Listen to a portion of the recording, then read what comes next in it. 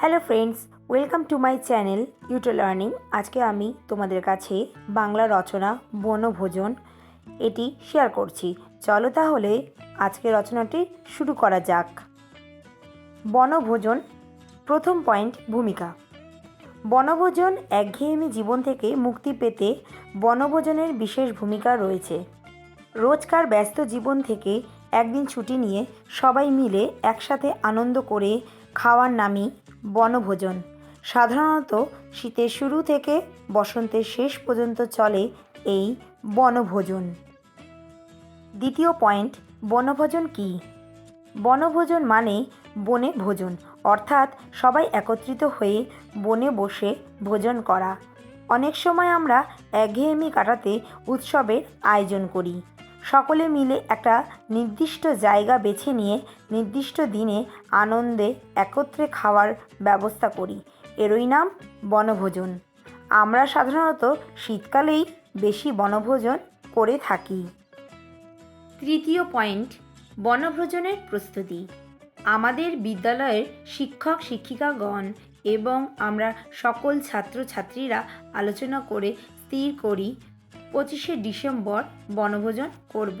শিক্ষক শিক্ষিকাগণ বললেন, বিদ্যালয়ের কাছাকাছি দামোদর নদীর চূড়ায় বনভোজন করা হবে। আমরা সকলেই খুব খুশি। পরদিন থেকেই প্রস্তুতি শুরু হয়ে গেল। বনভোজনের জন্য নির্দিষ্ট টাকা জমা দেওয়ার ধুম লেগে গেল প্রস্তুতির প্রথম দিন থেকেই। চতুর্থ পয়েন্ট, বনভোজনের বর্ণনা।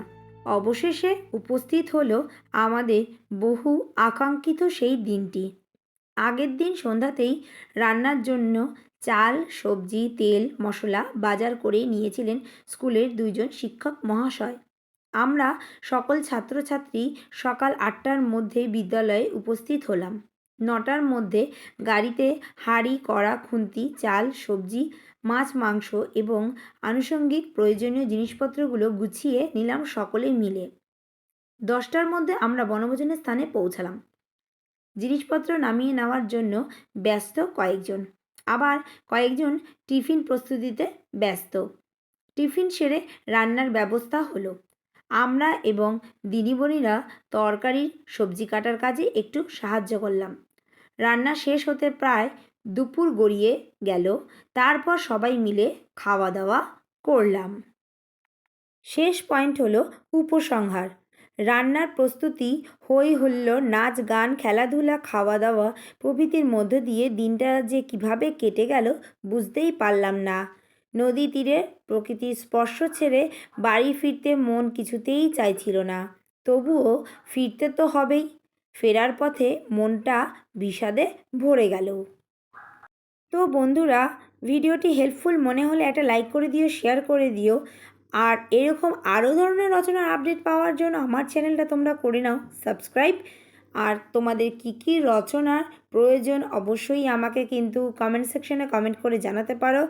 আমি এইভাবেই তোমাদেরকে প্রত্যেকটি রচনা তুলে ধরার চেষ্টা করব।